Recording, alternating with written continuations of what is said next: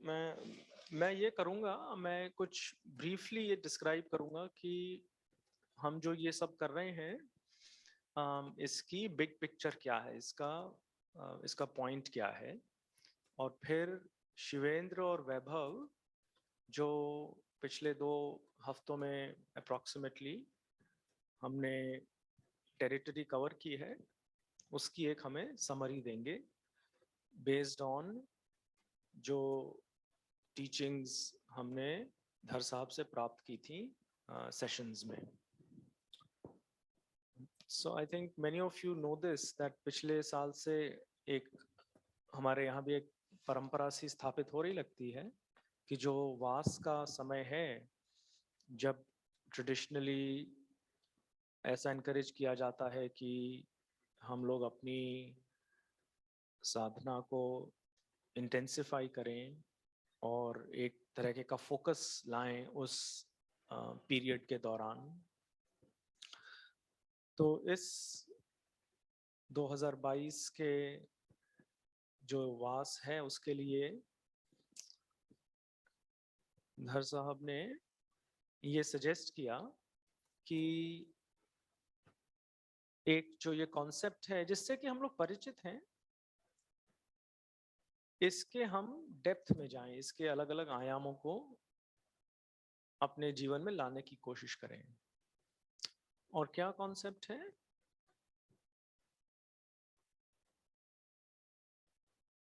अब मैं उस कॉन्सेप्ट को डिस्क्राइब करूं उससे पहले आई मस्ट मेंशन कि ये एज्यूम हम करते हैं कि जो जो लोग इसको सुन रहे हैं उन सब की एक बेसिक फाउंडेशन, एक बेसिक नींव, जिस तरह से थेरावाडन टीचिंग्स हैं, जो थेरावाडन कैनन है, जो थेरावाडन सुत्त हैं, उसमें जो डॉक्ट्रिन्स हैं उसकी एक बेसिक समझ अवेलेबल है। So before I go into detail, what I would encourage is कि अगर हमें कुछ दिक्कत हो रही है कंसेप्ट्स की, तो हमारे जो YouTube चैनल है उसमें टीचिंग्स ऑफ द बुद्धा नाम से कुछ basic foundational classes so to say available हैं। और मैंने खुद ये पाया है कि उन फाउंडेशनल टीचिंग्स को जब मैं बार बार सुनता हूँ तो जो बेसिक्स हैं मेरी और स्ट्रांग होती जाती हैं, क्लियर होती जाती हैं। So before we go into that detail, I would encourage those of us who still feel कि जब हम ये 2022 वास की टीचिंग सुन रहे हैं तब हमें कहीं कहीं कुछ दिक्कत होती है, then I would encourage us to try and go back to the foundational teachings of the Buddha classes. Or sometimes it so happens that we have been practicing for many years and yet कुछ चीजें हमारी undercooked रह जाती हैं, so that's pretty normal. वही एक that is the path, that is very much a part of the process of growing. So for myself and for all of us, I would encourage that to consider going back to the basics, or at least for those aspects of the basics जो कि जिसमें कि हमें लगता है कि अभी कुछ दिक्कत है, कुछ मिसिंग है। सो कमिंग बैक, इस बार का जो हमारे जो 3 महीने का पीरियड है उसमें जो एक एंगल से भगवान बुद्ध अप्रोच करते हैं लिबरेशन को, किस तरह से जीवन मृत्यु का जो चक्र है उससे हम बाहर कैसे निकल सकते हैं। So one of the angles is, one of the ways that he approaches it is with respect to classifying our experience, जो हमारा रोज जीवन का अनुभव होता है, in terms of 5 aggregates, 5 खंड। and more or less I think we are all familiar with these 5 aggregates। और फिर इन aggregates को, इन खंडों को जो बेसिक कैरेक्टरिस्टिक है एक्सपीरियंस का, जो 3 लक्षण हैं एक्सपीरियंस के, एक्सपीरियंस की अनसर्टेनिटी, इम्परमानेंस, और I should underline here that uncertainty और इम्परमानेंस साथ जाते हैं. हम लोग कई बार समझते हैं ना दैट अनित्य is impermanent. Yeah, it is impermanent, but उसके अंदर ये angle uncertainty का inbuilt है. So that's helpful to just remember. और दूसरा characteristic उसकी unsatisfactoriness का, unsatisfactoriness of all experience. और तीसरा उसका जो impersonal nature है experience का, जिसको कि हम अनंत कहते हैं. So basically what we are going to try and do is कि खंड सारे जो हैं वो हर खंड का जो अनसर्टन और इम्परमानेंट नेचर है, हर खंड का जो अनसैटिस्फैक्टरी नेचर है, और हर खंड का जो इम्पर्सनल नेचर है, हर खंड को हम इन तीनों दृष्टिकोणों से, इन तीनों एंगल से देखने की कोशिश करेंगे. अब जनरली हम समझते हैं, मैं भी समझता था कि हाँ दैट्स प्रीटी स्ट्रेट फॉरवर्ड, ये तो मुझे पता है. और जब ये एक्सपोजिशंस धर साहब ने शुरू किए, so then I realized that the Buddha is offering us different angles with which to see, for example, the impermanent nature of a particular khand. केवल उसका एक तरीका उसका impermanence देखने का नहीं है, उसके multiple तरीके हैं. इसी तरीके से उसका unsatisfactory nature देखने का कोई एक तरीका नहीं है, there are multiple ways. And then of course I felt quite elated कि it really helps me to re-emphasize ये जो तीन लक्षण हैं across 5 खंड in a variety of ways, क्योंकि ये जरूर होता है कि अलग अलग समय पे हमारा मन या स्पेसिफिकली हमारी संज्ञा चीजों को अलग अलग तरीके से रिसीव करती है. And so it's actually very helpful to see, to try and so to say attack the problem from multiple angles. ये एक वॉर के एनालॉजी दी जाती है ना कि हम मल्टीपल पॉइंट्स पे अपना हमने अपने अटैक को करें so that the probability of success improves. So it's pretty similar to that. और मेरे लिए particularly ये काफी नई बात रही that मैं हमेशा सोचता था कि जो चलो ठीक है, जो इम्परमानेंस है उसको हम देख सकते हैं वेरियस वेज से, और अनसैटिस्फैक्टरीनेस को देख सकते हैं वेरियस वेज से, लेकिन जो impersonality, I always thought that the Anant Lakshan Sutra is basically the doctrinal foundation, and maybe it is the doctrinal foundation, but I realized that उसको भी realize करने के multiple angles हैं. So हमारे लिए वैभव और शिवेंद्र पहले स्टार्ट करेंगे. He will summarize for us the multiple ways in which we can see the first aggregate of Rupa, of materiality, in terms of उसका जो uncertain और impermanent aspect है, और उसका जो unsatisfactory aspect है. So पिछले 15 दिनों में हमने पहला खंड उठाया है, रूप का खंड उठाया है, और उसके तीनों कैरेक्टरिस्टिक्स को एग्जामिन किया है कि सुत्त में कौन से अलग अलग एंगल्स अवेलेबल हैं इन कैरेक्टरिस्टिक्स को एग्जामिन करने के, इन खंडों को एग्जामिन करने के. और शिवेंद्र शुरू करें उससे पहले इसका पॉइंट क्या है?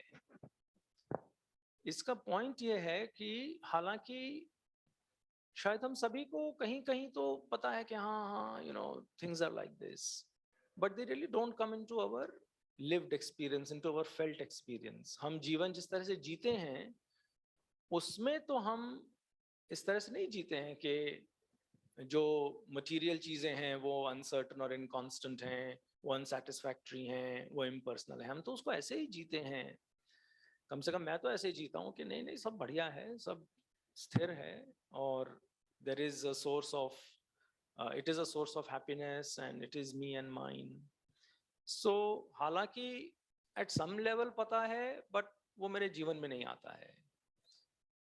सो इन मल्टीपल एंगल से एग्जामिन करने का, विवेचन करने का, सोचने का, मेडिटेट करने का यही मकसद है कि कुछ हद तक, to whatever extent is possible, जो हमारा जीवित एक्सपीरियंस है, लिव्ड एक्सपीरियंस है, फेल्ट एक्सपीरियंस है, जीवन जीने का तरीका है, उसमें कुछ हद तक ये बात एस्टैब्लिश हो जाए और हम अपने एक्सपीरियंस से ऐसे इंटरैक्ट करें जहां की जेन्युइनली इम्परमानेंस, अनसैटिस्फैक्टरीनेस और इम्पर्सनैलिटी हमारे लिव्ड एक्सपीरियंस में उतरे। सो that's the point of all this. So with that summary of the summary, I'll invite Shivendra to first share with us कि रूप को अनित्य के माध्यम से देखने के क्या क्या क्या आयाम है, और इसी तरीके से रूप को अनसैटिस्फैक्टरीली, जो रूप की अनसैटिस्फैक्टरी नेचर है, उसको देखने के क्या क्या आयाम है। ओके शिवेंद्र। जी वंते जी, थैंक यू वंते जी। प्रणाम प्रणाम सर, सभी को नमस्ते।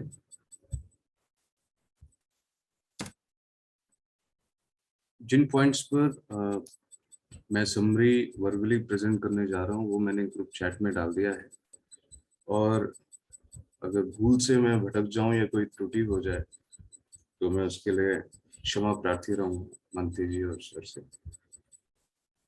तो पहला जो बिंदु है, अनित्य रूप अनित्य है, इनको हम कई एस्पेक्ट से, इस बात को हम कई एस्पेक्ट से समझ सकते हैं, और मेरी जितनी समझ अभी तक है और जो मैंने अनुभव किया है उसके आधार पे मैं इसको समराइज करूंगा। ऐसा हम समझते हैं, सुनते आ रहे हैं कि अज्ञानता के कारण जो ये शरीर, जो रूप, जो हमें परमानेंट सॉलिड लगता है और ना बदलने वाला लगता है, परंतु ऐसा नहीं है। ये शरीर अनित्य है, ये रूप अनित्य है, मतलब स्थिर नहीं रहता, निरंतर बदलता रहता है। ये हम आए दिन जो हमारे शरीर में जो हम फिजिकल चेंजेस एक्सपीरियंस करते हैं धातुओं के रूप में, जैसे इसकी ठोसपन, सॉलिडनेस, कई बार हम एक्सपीरियंस करते हैं। जैसे मैं अभी बैठा हुआ हूँ और मेरे बैक पे काफी हैवीनेस फील हो रहा है। मैं शायद हल्का सा नर्वस भी हूँ और इसकी वजह से मेरे हाथों में और मेरे स्टमक के आसपास हल्का सा कंपन भी महसूस हो रहा है, और इनका उदय वय निरंतर होता रहता है, और समय समय पे हमें मैं अलग अलग धातुओं को एक्सपीरियंस करता हूँ। कई बार मुझे गुस्से के कारण अग्नि की भांति जलन भी महसूस होती है। तो इस एस्पेक्ट को समझ के शरीर में होने वाले फिजिकल चेंजेस को देखकर इसकी अनित्यता के स्वभाव को समझा जा सकता है। इसी प्रकार इसमें एक दूसरा पॉइंट है कि जो ये रूप है ये कंडीशनड है, ये संस्कृत है, और इसको तरह तरह के जो आहार हैं वो प्रभावित करते हैं, उनकी वजह से है। जैसे इसमें आता है सॉलिड फूड, खाने के कारण, खाने की मात्रा के कारण जो मैंने देखा है, महसूस किया है, शरीर का घटना, शरीर के साइज का घटना या बढ़ना। अ, अगर आम जीवन में उदाहरण लें तो हम किसी बॉडी बिल्डर का या किसी स्पोर्ट्स पर्सन का उदाहरण ले सकते हैं। वो एक्सरसाइज करता है और फूड खाना अधिक मात्रा में ग्रहण करता है, तो हम उसके शरीर में होने वाले बदलाव देख सकते हैं। उसी प्रकार अगर खाने की मात्रा कम कर दें तो शरीर में बदलाव होता है। इसमें एक और बिंदु है श्वास। ये भी रूप के कंडीशन होने का एक कारण है, परंतु मुझे लगता है मेरा भी अनुभव इतना गहरा नहीं है कि ये किस प्रकार से शरीर को कंडीशन करता है। तो अ, इसमें साइट्स और साउंड्स के बारे में भी है कि साइट, कोई भी चीज हम आंखों से देखते हैं तो वो मन में असर करती है, और उसके कारण हम शरीर में भी कई चीजों का अनुभव करते हैं। जैसे कोई प्रिय व्यक्ति, कोई कोई कोई व्यक्ति मुझे पसंद है, मेरा मित्र है, उसने कभी मेरी मदद की, मेरे साथ खड़ा रहा, मैं उसको, मेरे मुसीबत में खड़ा रहा, तो मैं उसको देखता हूँ तो उसको देखते से ही कुछ अच्छा लगता है। और शरीर में अ, कुछ अच्छी अच्छी फीलिंग्स ऐसे फील होती हैं। इसी प्रकार कोई अगर बुरा व्यक्ति है जिसने मुझे कभी दुख पहुंचाने की या परेशान करने की कोशिश किया, कोई ऐसा सीन है मूवी देखते वक्त, तो उस वक्त बुरा लगता है। और ये अच्छा और ये जो बुरा, ये इसका ये भी निरंतर चलता रहता है, तो ये भी बदलता रहता है थ्रू साइट्स एंड साउंड्स। इसी प्रकार मन में उठने वाले विचार, किसी भी तरह के विचार, भय से रिलेटेड विचार, कोई पुराने अनुभव जो स्मृति के रूप में हमारे मन में अ, आए दिन आए समय वो नॉक करते रहते हैं, तो उससे भी शरीर में अ, किसी ना किसी तरीके से शरीर को प्रभावित करता है, और हम इसको अ, धातुओं के रूप में भी महसूस करते हैं। इसके इसको एक और एस्पेक्ट से हम समझ सकते हैं। रूप, एक तो रूप हमारा शरीर है, बाकी जो हम बाहरी रूप देखते हैं, चाहे वो नेचुरल हो, जैसे फॉरेस्ट हो गए, रिवर्स हो गए, ओशन हो गए, माउंटेन्स हो गए, और मैन मेड चीजें हो गई, हमारे मोबाइल फोन, व्हीकल, घर, बिल्डिंग्स बड़ी बड़ी बनती हैं। तो अगर हम ध्यान से देखें और हम हिस्ट्री भी पढ़ते हैं, हमें कई जगह देखने को मिलता है कि बड़े बड़े सिविलाइजेशंस आज वो नहीं है। हिस्ट्री की बुक्स में उनका बड़ा बड़ा व्याख्यान होता है कि इतनी बड़ी बड़ी सिविलाइजेशंस हुआ करती थी, पत्थरों को काट के महल बनाया, लेकिन आज वो सभी अ, जर्जर हो चुके हैं, नष्ट हो चुके हैं। इसी प्रकार मैंने कई बार सुना है कि बड़े बड़े जो समुंदर हुआ करते थे, आज वो खाली हैं, वहां सिर्फ और सिर्फ रेगिस्तान है। आए दिन हम सुनते हैं कि हरा भरा फॉरेस्ट जल गया और वो जमीन बंजर हो गई। मैन मेड एक उदाहरण है, आए दिन जो एयरक्राफ्ट बनते हैं वो अगर वो इस्तेमाल ना हो तो वो भी खराब होने लगते हैं। टाइटैनिक शिप के बारे में हमने सुना है कि वो आज समुद्र के नीचे पड़ा हुआ है और धीरे धीरे नष्ट होता जा रहा है।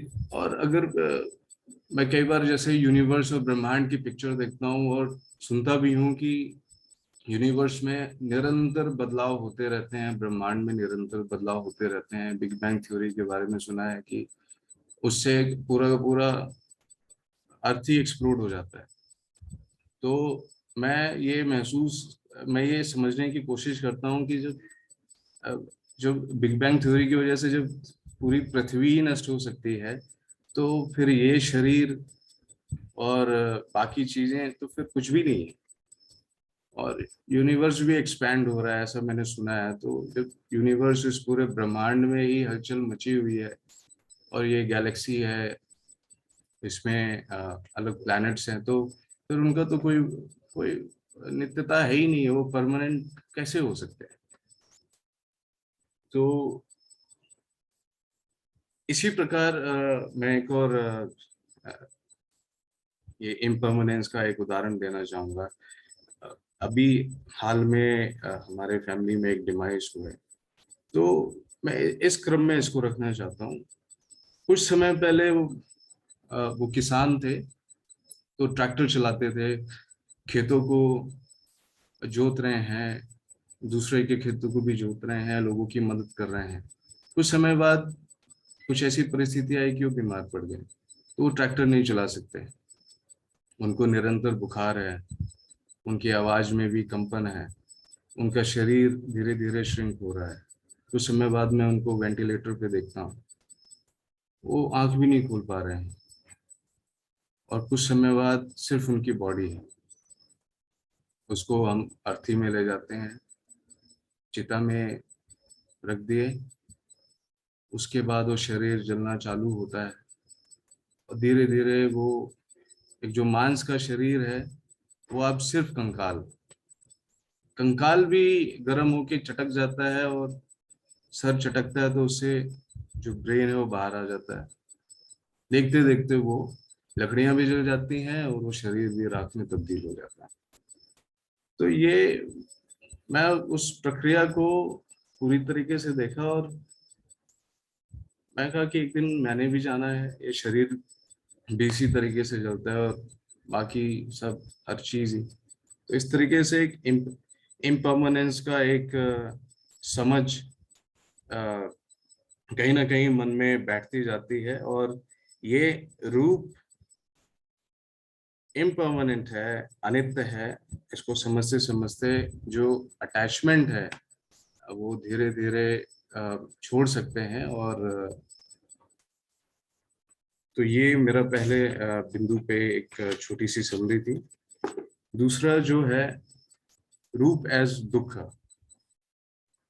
जिसमें ओल्ड एज, सिकनेस और डेथ की बात होती है। तो अ, अभी तो मैं 31 साल का हूँ, बूढ़ा नहीं हुआ, परंतु मैं जो बाकी लोग हैं, जो जैसे मेरे पिताजी, अभी मैं उनको, जब मैं छोटा था तो बहुत यंग थे, बाल उनके बढ़िया, और फिजिक भी काफी मेंटेन कर रखी थी। बट अभी वो बाल उनके जो काले थे वो सफेद हो गए हैं, और झड़ भी रहे हैं।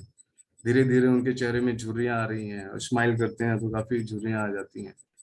और बाकी और भी लोग जो मेरे से सीनियर थे, अभी और सीनियर हो गए, धीरे धीरे उनकी कमर झुकती जा रही है, ओल्ड एज उनको। और तरह तरह की वो शिकायत होती है, शरीर में उनका दर्द है, और खुश नजर नहीं आते हैं।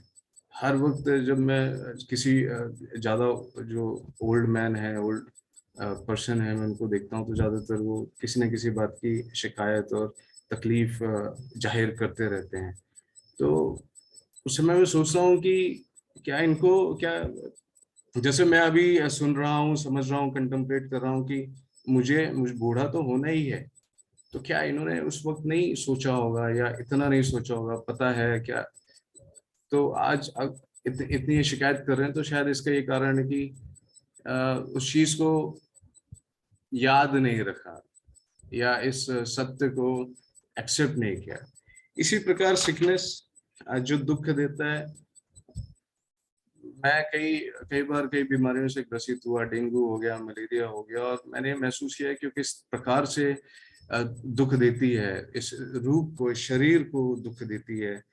खाना खाने की इच्छा नहीं होती, चक्कर आते हैं डेंगू से, शरीर में प्लेटलेट्स कम होते हैं। तो और कई बार ऐसा भी महसूस होता है कि मैं अभी जस्ट मेरी मृत्यु ही होने वाली है। तो ये तरह कई सारी चीजें एक साथ होती हैं, और ये बहुत ही गहराई से दुख का एक एक्सपीरियंस कराती है, और अल्टीमेटली फिर हम मृत्युशैया की तरफ जाते हैं, और बूढ़े होते हैं, या जब भी मृत्यु आने वाली होती है किसी न किसी रूप में, तो उस मृत्यु का हमें अनुभव होता है, वो दुख का अ,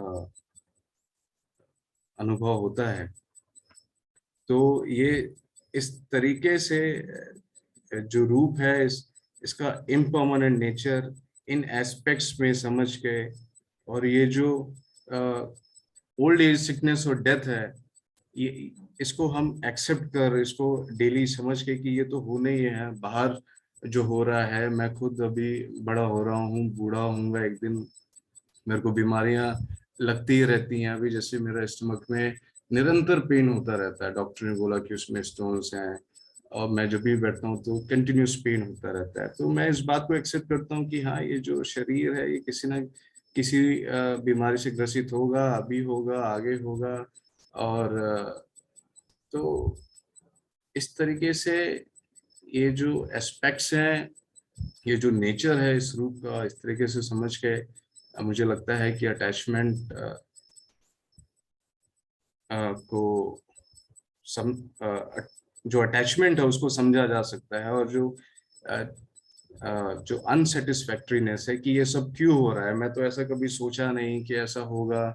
मैं हमेशा ही बना रहना चाहता हूँ, और मैं कभी ध्यान भी नहीं देता।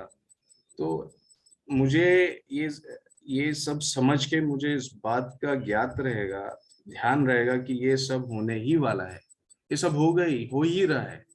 ये संसार में सारी चीजें हो रही हैं, आसपास हम नजरें घुमा के देखें तो ये समझ जैसे जैसे मेरे जहन में बैठती जाएगी, और आए दिन उठते बैठते काम करते, पढ़ते लिखते, ऑफिस में काम करते, ये कहीं ना कहीं मुझे इस बात का एहसास रहेगा कि ये रूप अनित्य है, दुख है। तो मैं अनसेटिस्फैक्ट्रीनेस को समझते हुए सफरिंग या अनसेटिस्फैक्ट्रीनेस को रिड्यूस कर सकता हूँ। नमस्कार, धन्यवाद। Okay, Shivind, very good, thank you. Just very briefly, जो unsatisfactoriness का aspect है, उसको हम ऐसे use कर सकते हैं कि अगर ये इतना unsatisfactory है, तो मैं जिस illusion में रहता हूँ, जिस वजह से मैं जो material aspects हैं जीवन के, अपना body plus other things, other material aspects, external material aspects, उनके प्रति जो मेरा attachment होता है, which is based on the illusion that those things or even my body is a source of lasting happiness. It really helps us break that. So unsatisfactoriness का वो aspect हम ख्याल रखें. Okay, so Vaibhav will now take us into the realm of impersonality.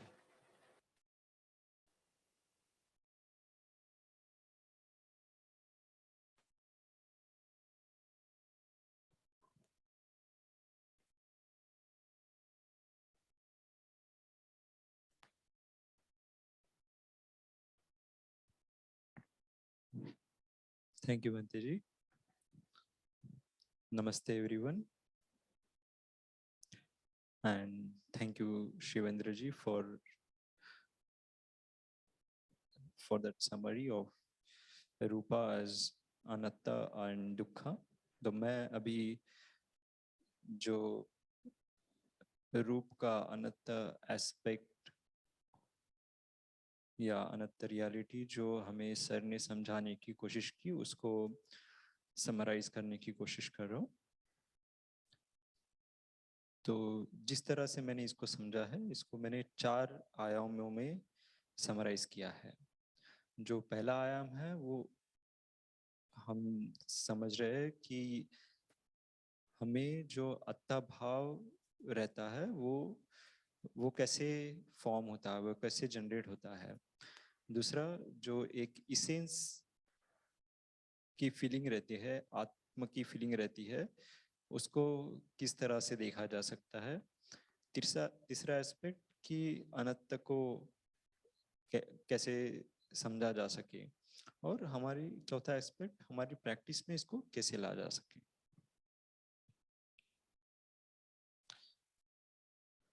हमें अत्ता भाव कैसे जागता है। तो पहली बात तो कि ये जो एक्सटर्नल रूप है, त्वचा, बाल, इन सब से हम आइडेंटिफाई करते हैं। और आजकल की दुनिया में तो जैसे कपड़े, शूज, ये सब बाहरी आयों में से हम आइडेंटिफाई करते हैं कि ये मेरे हैं। तो जिस तरह से इनको हम चेंज करते जाते हैं, वैसे ही हम चाहते हैं कि ये शरीर भी इस शरीर को भी चेंज करने की हम चाह रखते हैं, अलग अलग फॉर्म में इसको देखने की हम चाह रखते हैं। हम ये नहीं देख पाते कि इसका तो मृत्यु निश्चित है, हम डेथ को एक्सेप्ट नहीं करते। और ये शरीर का जो इम्परमानेंट नेचर है, अनित्य स्वभाव है, उसको एक्सेप्ट नहीं करते हैं। तो इस तरह उसको हमेशा किसी ना किसी फॉर्म में क्लिंग करके हम रखने की कोशिश करते हैं। इस तरह हम रूप के साथ आइडेंटिफाई करते हैं। उसके बाद दूसरी एक चीज जिससे हम में अत्ताभाव जागता है, वो है कि जब हम सोसाइटी में रहते हैं, छोटे होते हैं तो शायद, बहुत बालक होते हैं एकदम छोटे तो शायद अत्ताभाव नहीं रहता, बट जस्ट एक फंक्शनल चीज रहता है, दुख हुआ तो रो देते हैं। बट जैसे जैसे थोड़ा बड़े होते हैं तो हमें बताया जाता है शीशे में देख के कि ये आप हो। और थोड़े बड़े होते हैं तो आपको पढ़ना है, लिखना है, आपको जॉब करना है, अब तुम बड़े हो गए हो। ये सारी चीजें हमें बताई जाती है, तो इस वजह से भी हमें एक अत्ता भाव जागता है। उसके बाद इसी तरह से थर्ड एस्पेक्ट पे अगर हम आए तो हमें ये मान्यता होती है कि ये मैं हूँ, या मुझे कुछ बनना है। ये मैं मानता हूँ कि मैं साधना कर रहा हूँ। तो ये सारी हमारी मान्यता है, जिससे कि हमारा अत्ता भाव जो है, ये रूप के प्रति अत्ता भाव हमारा बढ़ते जाता है। उसके बाद में हम देखते हैं कि जब हम शांत चित्त से अगर कोई काम करते हैं तो शायद उसमें अत्ता भाव नहीं रहता है। पर जब अगर वो काम करते हुए कोई डिस्टरबेंस आ जाए तो फिर अत्ता भाव जागने लगता है कि अरे, मैं सही तो कर रहा हूँ, कहीं कोई लोग क्या सोचेंगे। ये सारी चीजें जो है वो अत्ता भाव को बढ़ावा देती है। उसके बाद में अलग अलग प्रकार के प्रपंच हमारे मन में चलते रहते हैं। ये क्या सोचेगा, वो क्या सोचेगा, ऐसे करूंगा तो क्या होगा। तो इससे भी अत्ता भाव बढ़ता है। और कंसीट, प्राइड, कि मैं इससे बेहतर हूँ, उससे बेहतर हूँ, या बेहतर नहीं हूँ, इस तरह से हमारा अत्ता भाव बढ़ता है। तो हम देखते हैं जैसे कि हमें पता है, हम एंशियंट टाइम से एक आत्मा का कॉन्सेप्ट हमारी संस्कृति में प्रचलित है। तो भगवान बुद्ध की शिक्षा में, भगवान बुद्ध हमें शिक्षा देते हैं, वो बताते हैं कि ये जो इसेंस हम कहते हैं, जो आत्मा है, क्या वो सही में है। तो उसके लिए वो हमें बताते हैं कि अगर कोई आत्मा है और अगर ये शरीर उसका है तो इस पे हमारा कंट्रोल होना चाहिए। जैसा मैं चाहूँ वैसा ये शरीर करना चाहिए। पर हम देखते हैं हमारी डे टू डे लाइफ में कि ऐसा नहीं होता है। शरीर बीमार पड़ता है और वो अपने आप में मृत्यु की तरफ जा रहा है। तो इसमें हमारा कोई कंट्रोल नहीं है। तो दूसरा एस्पेक्ट जो है, रूप ऑफ कोर्स अनित्य है, जैसे हमें अभी शिवेंद्र जी ने बताया है। और जो चीज अनित्य है, जो चीज बदल रही है, वो सुख नहीं हो सकती, वो दुख का ही कारण है। तो उससे क्लिंगिंग करने का या उपादान करने का, कि ये कहने का कि ये मेरी है, इट ये ये ठीक नहीं रहेगा। It it it it it doesn't make a sense. तो आत्मा का जो कॉन्सेप्ट है, जिसे कहा जाता है कि it is of the nature of bliss, तो भगवान हमें बताते हैं कि ये रूप खंड जो है वो अनित्य है, और अनित्य होने की वजह से ही ये दुख है। वैसे ही बाकी सारे खंड है, इसमें कोई सार नहीं है। इसलिए it is not of the nature of bliss, and hence it cannot be mine.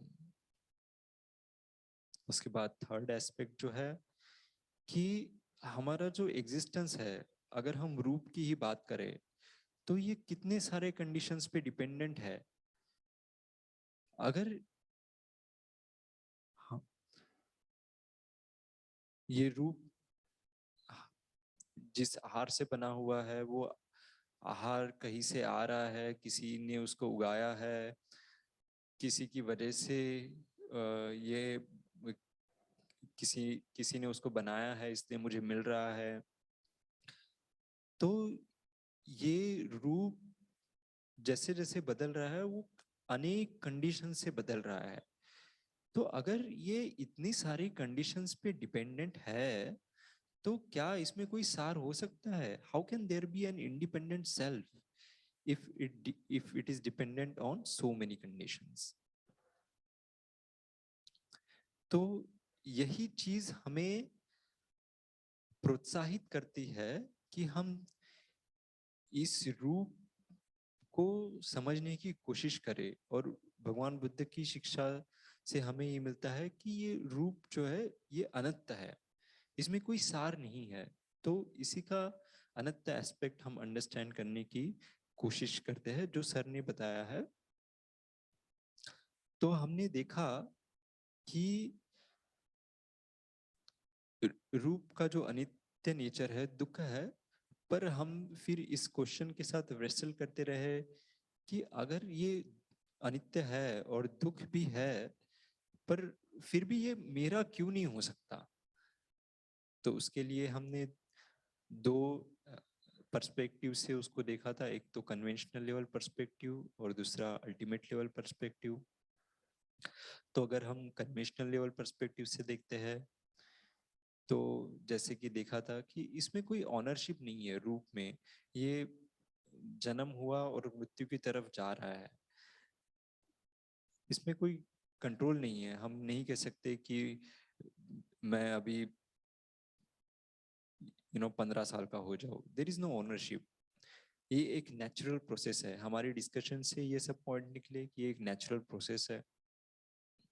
उसके बाद में ये शरीर जो है वो हमारी पेरेंट्स की वजह से हमको मिला है, और पेरेंट्स का जो शरीर है वो उनके पेरेंट्स की वजह से मिला है, एंड सो ऑन।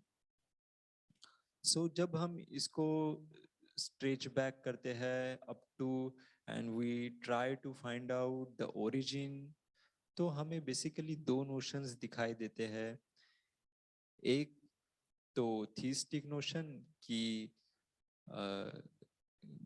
भगवान ने, गॉड ने इसको बनाया है, और एक अथेस्टिक नोशन जो मॉडर्न साइंस नोशन है कि ये बिग बैंग थ्योरी से बेसिकली इसका ओरिजिन माना जाता है।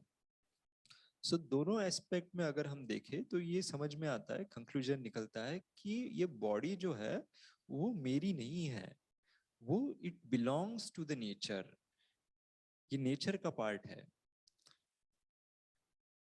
बट ये कन्वेंशनल पर्सपेक्टिव से हमें समझ में तो आता है कि ये नेचर का पार्ट है, पर फिर भी एक इनेट फीलिंग रहती है कि ये बॉडी मेरी है, ये शरीर मेरा है, माइन है, एक इनेट फीलिंग तो रहती है। तो तब भगवान हमें एक अल्टीमेट पर्सपेक्टिव से इस शरीर को देखने का आयाम देते हैं। तो ये शरीर क्या है? तो भगवान कहते हैं कि the body is born of deeds, ये शरीर कर्म की वजह से है। हर इंद्रिय, every sense base is made, is because of, is came because of, is originate because of the kamma। But फिर हमारे आगे एक जटिल प्रश्न खड़ा रहता है कि अगर मैं मैंने अभी जन्म लिया है, तो ये मैं किसके कर्म भोग रहा हूँ? तो भगवान बुद्ध हमें बताते हैं कि ऐसी कोई सॉलिड एंटिटी नहीं है, कोई नहीं है, कोई ऐसी सॉलिड एंटिटी नहीं है जो इस इसको भोग रहा है। बस दो चीजें हैं, एक तो चेतना है, विच इज चेतना as a mental factor which is a doer of karma, जो कर्म कर रहा है, और feeling as a mental factor which reaps the fruit of the karma. तो बस ये दो चीजें हो रही है। apart from these two pure mental factors, there is no one to sow and no one to reap. इसके अलावा कोई भी सॉलिड एंटिटी नहीं है जो कोई कर्म कर रहा है या कर्म भोग रहा है।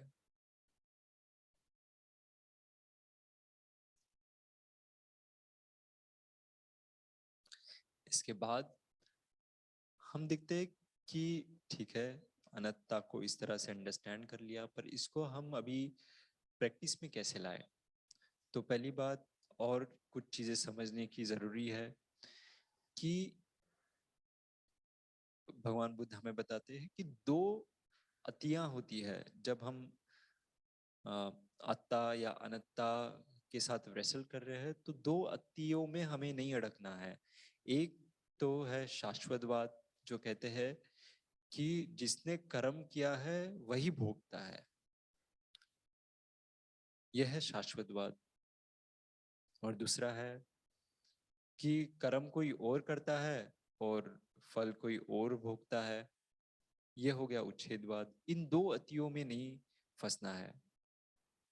भगवान मध्यम मार्ग बताते हैं, और मध्यम मार्ग जो है वो है पटिच्च समुत्पाद। तो हम अभी रूप के एस्पेक्ट को देख रहे हैं। रूप जो है, ये शरीर जो है, एक कंडीशन फिनोमिना है। विज्ञान पच्चया नाम रूप, जिस बर्थ होता है जन्म के साथ ही ये रूप कंडीशन होता है, और डेथ के साथ कल्मिनेशन हो जाता है। तो इस तरह से हमें रूप के कंडीशनल एस्पेक्ट को पटिच्च समुत्पाद से समझना है। उसके बाद में हमने अभिधम्मक अंडरस्टैंडिंग देखा था कि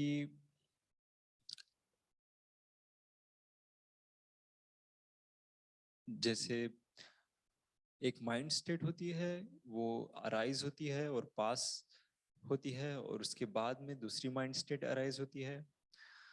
बट ये जो सेकंड माइंड स्टेट है, it is condition by the first. It is not completely independent of the first, but it is conditioned by the first. तो इसी समझ के साथ हमें प्रैक्टिस हमारी स्टार्ट करनी है। तो प्रैक्टिस में पहली चीज तो मन को शांत और कलेक्टेड, काम एंड कलेक्टेड बनाए रखना है। बिकॉज भगवान कहते हैं कि the concentrated mind understands things as they really are. तो मन को शांत बनाए रखना है। उसके बाद में हम हमारी जो इस रूप के प्रति क्लिंगिंग है उसको सही समझ से देखना है। तो उसके लिए भगवान हमें कुछ सिमिलीज देते हैं, जैसे कि कोई नदी होती है, तो वो नदी कोई सॉलिड एंटिटी नहीं है, उसमें पानी है जो कॉन्स्टेंटली बह रहा है। तो वैसे ही ये शरीर है जो कॉन्स्टेंटली इसमें शारीरिक फिनोमिना हो रहे हैं। उसके बाद में भगवान हमें एक रेनबो की सिमिली देती है कि रेनबो जो फॉर्म होता है बस किसी कंडीशंस की वजह से वो फॉर्म हुआ है, उसमें कोई सॉलिड एंटिटी नहीं है। अगर आप उस रेनबो को पकड़ने के लिए जाओगे तो वहां पे कुछ नहीं मिलेगा। तो ये शरीर उसी तरह है, बस एक कंडीशन फिनोमिना है, इसमें कोई इसेंस या सार नहीं है।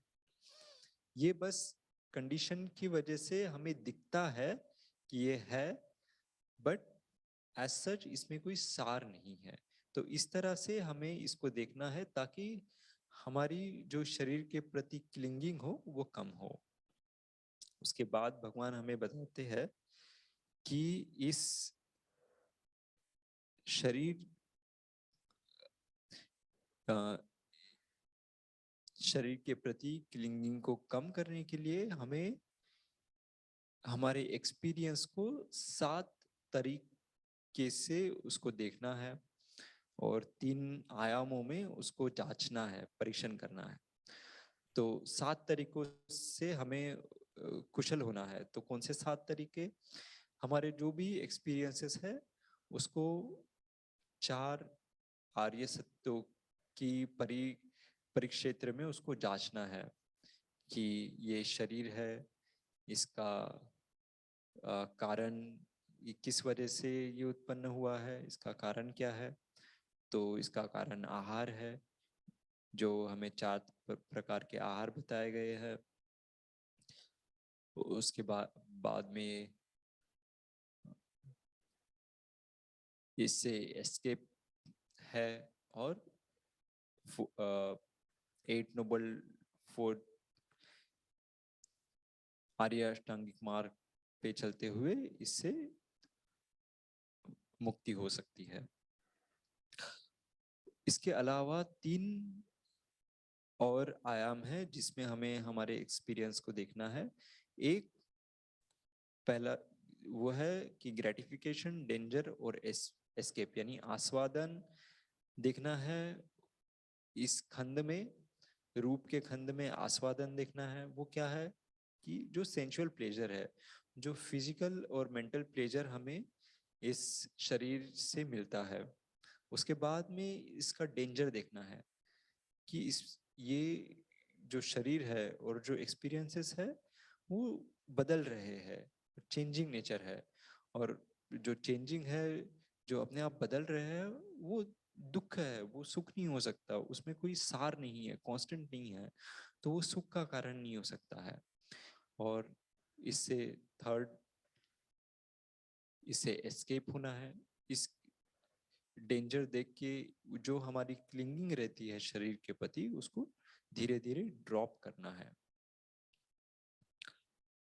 उसके बाद में इसको 3 पर्सपेक्टिव में हमारे एक्सपीरियंस को इन्वेस्टिगेट करना है। एक तो इस शरीर को एज ए एलिमेंट, यानी कि 4 धातु की बात जो हमने की थी, उस 4 धातु अपने अनुभव को इन धातुओं की माध्यम से अनुभव करना है। Solidity, rigidity, temperature, hot, cold, इस तरह से हमारे अनुभव को जांचना है।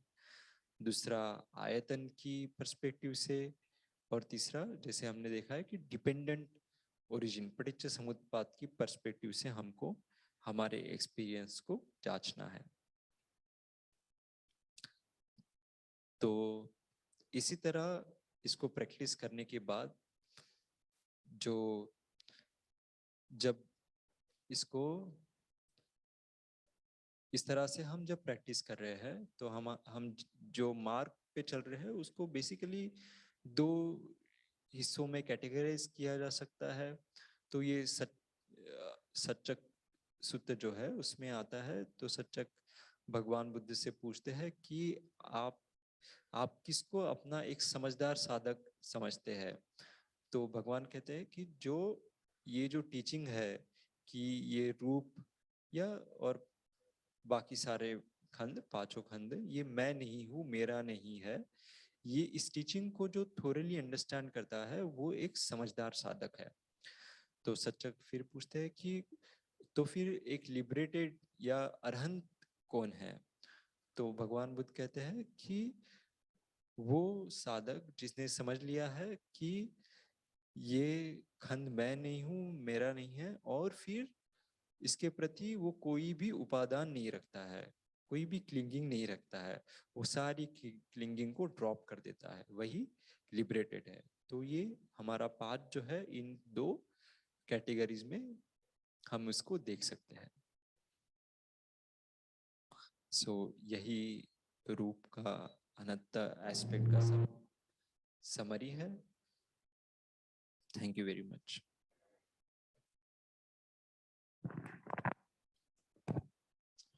Okay, Vaibhav, thank you. So Darsab, we have 20 minutes. So can we invite you to maybe fill in the blanks and also correct anything that you consider maybe not entirely accurate? Plus, अगर आपको लग रहा है conceptually कुछ, if there is something that's vague, then maybe if you can please supply something more.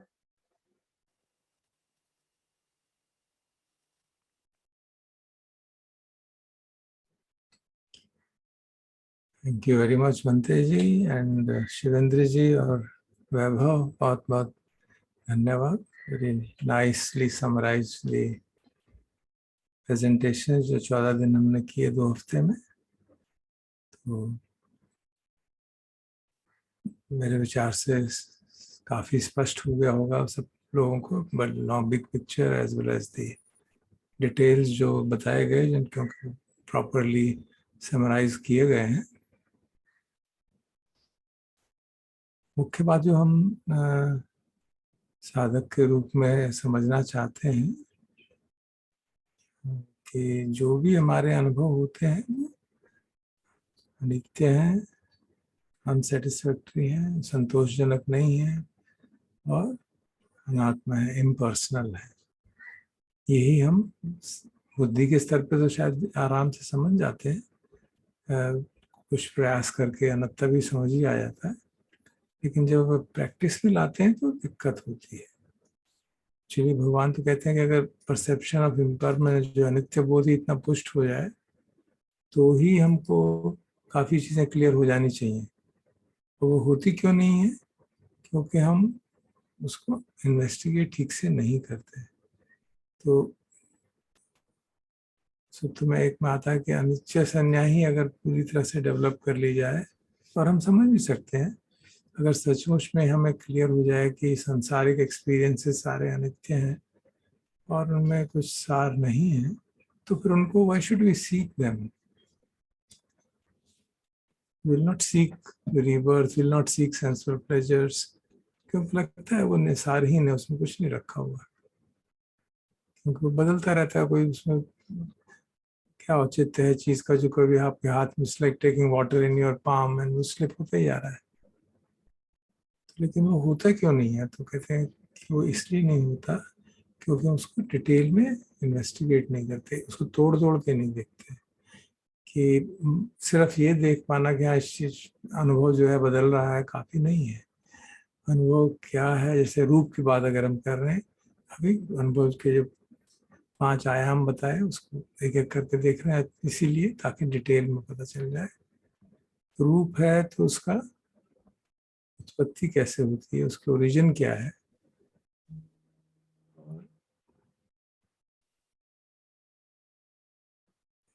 उसका cessation क्या है, उसका निरोध क्या है, और उसके निरोध की मार्ग क्या है। तो इसीलिए कहा गया भाई रूपम रूपस्य समुदयो रूपस्य अथंगमो, एंड देन रूपस्य अथंगम प्रतिपदा क्या है उसके लिए। यही चीजें हर एक हमको आगे जो करना होगा उसमें सब यही पैराडाइम को बार बार यूज करते रहेंगे हर एक चीज पे। और जो ग्रेटिफिकेशन वाली बात है वो भी बहुत महत्वपूर्ण। हम देखते हैं कि जो अनित्यता की बात है वो छुप जाती है ग्रेटिफिकेशन के कारण। जो रूप के कारण जो आस्वादन होता है, जो अच्छा लगता है, प्रसन्नता जागती है, उसके कारण उसके अंदर निहित जो कमी है, जो डेंजर है, वो हमें दिखता नहीं, उस समय नहीं दिखता है। तो वो हमारी संज्ञा इस तरह से पुष्ट हो कि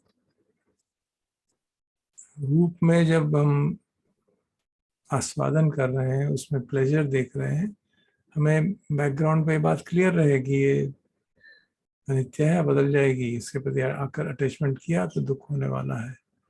and we are constantly aware of it, specially with respect to रूपा दैट इज हाईली इंडिपेंडेबल। जैसे अभी शिवेंद्र जी ने बताया कि कभी भी कुछ हो सकता है, बीमार हो गया, ये हो गया, एवरीथिंग विल फॉल अपार्ट।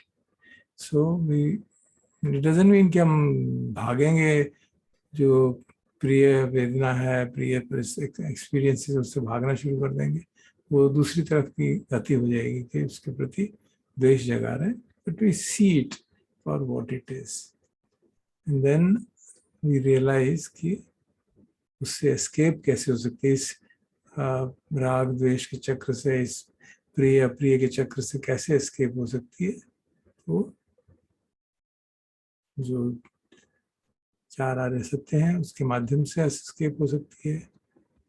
और उसको, क्योंकि जो भी आस्वादन हमको छोड़ना है उसका अल्टीमेट तरीका वही है, चारों आर्य सत्य में पुष्ट. ये मुख्य बात जो है प्रैक्टिस के हिसाब से हमको देखनी चाहिए.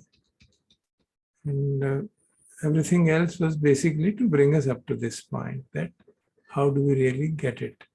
और वो जब तक हम उसको तोड़ तोड़ के देखते नहीं, अनुभव को बार बार कन्विंस नहीं करते कि जो सुख अपरेंट जाग रहा है वो बिल्कुल वेनिसेंट है, एकदम नश्वर है, उसकी ओर जितना जहाँ ध्यान हमारा जाएगा उतना ही हमारे, और इस बार की जो परिणति है, जो अंततः किस दिशा में वो जा रहा है, कि अगर हमें सचमुच में रूप के प्रति या बाकियों के प्रति भी ये भाव जागता है कि यह अनित्य है, इसमें कोई सार नहीं है, ये अल्टीमेटली एक काइंड ऑफ, जैसे एक उदाहरण दिया जाता है, हनी टिप्ड पॉइजन, ऊपर ऊपर से मीठा लगता है लेकिन अंततः हमको जहर की भांति है. जहर इन द सेंस कि हमको फिर एक और cycle of birth and death में घुमा के ले जाएगा. जब इस तरह का भाव गहराई से जागता है तो निबिद्धा जागती है. That's very important thing. In fact एक सूत्र में भगवान कहते हैं कि धम्मान धम्म पटिपदा किसे डिफाइन करा जाए, तो कहते हैं कि कोई भी साधक को या भिक्षु को तभी हम मानते हैं कि वो धम्म के अनुसार साधना कर रहा है जब वो निबिद्धा के बारे में चिंतन करता है कि सारे अनुभव मेरे निर्वेद हैं, उनके प्रति मुझे निबिद्धा कल्टिवेट करनी चाहिए, फॉर्म के प्रति, पांचों खंडों के प्रति. और जब वो इस तरह से निबिद्धा डेवलप करेगा पूरी तरह से, तो उसमें स्वाभाविक रूप से वैराग्य जाग जाएगा, डिस्पैशन जाग जाएगा. You not be passionate towards it, and that is the route to freedom and liberation. फिर वो जो उनके आखिर हम जो संसार से बंधे हुए हैं, इन्हीं कारण से बंधे हुए कि संसार में सुख दिखता है और ऐसे नहीं अनुभव भी होता है. तो वो जो एक माया है जिसे कहा जाता है कि जो है नहीं वो दिखता है, वो हमको बांध के रखती है. और इसीलिए इतना प्रयास करने के बाद हमको भगवान मोटिवेट करते हैं. I think that should be enough for the day.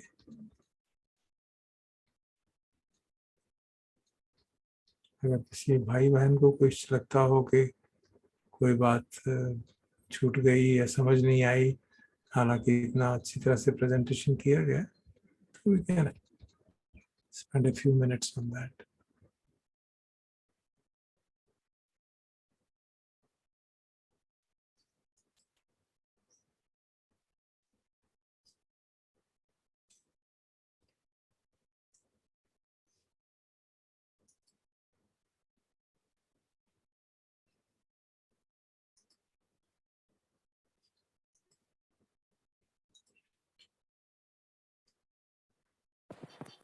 Sir, जो एलिमेंट्स धातु वाली बात है उसमें कई बार ये कंफ्यूजन होता है, क्योंकि हम लोग जो स्टेटमेंट यूज करते हैं कई बार हम ऐसे कहते हैं कि हमारा शरीर 4 धातुओं से बना हुआ है. So as I now understand, उसको हमें उस तरीके से नहीं करना है. That's perhaps not the point there. As I understand, and please correct me if this is not how it is, as I understand point ये है कि सभी कुछ हमारे आसपास जो है उसका स्वभाव जो है, उसका जो कैरेक्टरिस्टिक है, वो वैसा है जैसा कि 4 महाधातुओं की कैरेक्टरिस्टिक्स होती हैं. So the point is to try and see कि मेरा जो शरीर है, या फॉर दैट मैटर जो कुछ भी जो मटेरियल चीजें मुझे दिखती हैं, उनका नेचर, कैरेक्टरिस्टिक्स, स्वभाव, वो उन धातुओं का है. So maybe please if you can clarify this, क्योंकि मैं भी कई बार इसमें अटक जाता हूँ जब हम ये कहते हैं कि शरीर धातुओं से बना हुआ है. जी, क्योंकि दिक्कत ये होती है कि हम एक कोलोकियली इस चीज़ों को समझना चाहते हैं सामान्य भाषा में.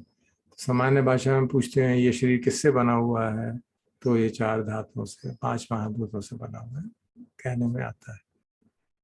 वो उसके पीछे एक बड़ा भारी भगवान की शिक्षा है. ये संसार क्या है? कहते हैं संसार जो है 6 इंद्रियां हैं. This is the world. What does it mean कि फिनोमेनोलॉजिकली जो हमारा एक्सपीरियंस होता है संसार का, वो इन्हीं इंद्रियों के माध्यम से होता है. और हम अध्यत्त रूप देखें चाहे बाह्य रूप देखें, उसको हम एक्सपीरियंस तो इसी तरह से कर सकते हैं इंद्रियों के माध्यम से. बाकी तो मेटाफिजिक्स है कि उसमें इलेक्ट्रॉन है, प्रोटॉन है, न्यूट्रॉन है, ये सब मेटाफिजिक्स है, एक्सपीरियंस नहीं है. एक्सपीरियंस ये है कि कोई भी फॉर्म, अगर ये फॉर्म है तो इसको मैं टच करके देखूंगा, सूंघ के देखूंगा, स्मेल करके देखूंगा. जैसे बच्चा का मैं बार बार उदाहरण देता हूँ. बच्चे को आप कुछ, छोटा बच्चा है उसको आप एक चीज़ दे दीजिए, ये दे दिया आपने, वो क्या करेगा? इसको देखेगा, फिर ऐसे ऐसे करेगा, फिर खोल के देखेगा, फिर आवाज़ आ रही है, अच्छा कुछ है, फिर खाएगा तो खाया नहीं जा रहा, सूंघेगा नहीं आ रहा, पसंद नहीं आया तो फेंक दिया, चलो. So that's exactly the way we comprehend anything in the world.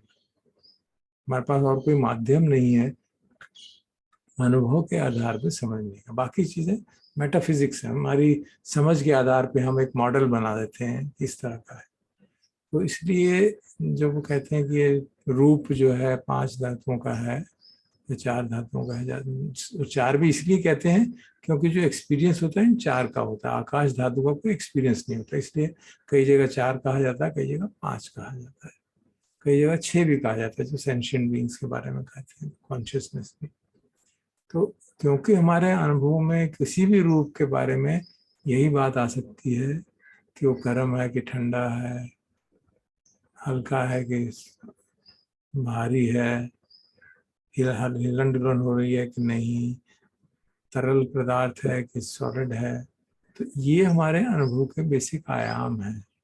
और जो दूसरे अनुभव हैं, स्मेल, टेस्ट एटसेट्रा, वो सब इसी का एक डिराइव्ड फॉर्म है, इस तरह से कहा जाए. तो अभिधम्मा में ये बात क्लियर की गई. अनफॉर्चुनेटली सुप्त में भगवान ने कहीं ये क्लियर नहीं किया.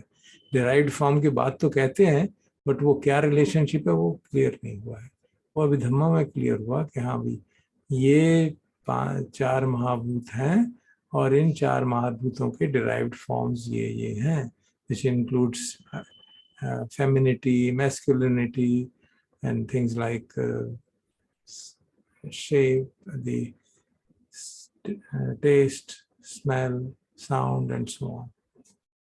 So the whole world is therefore essentially constituted by, in some sense, by these 4 महाभूतास. ऐसा कहा जाता है. एक्चुअली तात्पर्य ये है कि हमारे अनुभव में यही आ सकता है और कुछ नहीं आ सकता.